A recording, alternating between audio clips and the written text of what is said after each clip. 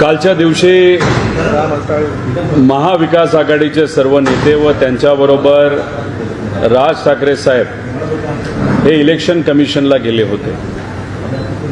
ज्या काही मतदार यादी आहेत त्या यादीमध्ये आमच्या सर्व पक्षांना त्याच्यावर आक्षेप आहे, आमच्या कार्यकर्त्यांना आहे, उमेदवारांना आहे.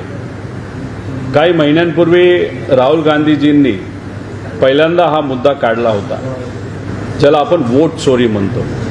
याला आपण वोट चोरी म्हणा, खुर्ची चोरी म्हणा, हक्क चोरी म्हणा, लोकशाही चोरी म्हणा, काही म्हणा, पण चोरी नक्कीच झाली आहे असं आमच्या सगळ्यांचं त्याच्यामध्ये मत आहे.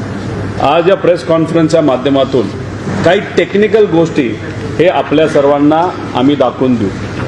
याच्यामध्ये आपण जर बघितलं तर लोकसभा 2024ला जो निकाल लागला तो निकाल हा एनडीएच्या विरोधात लागला.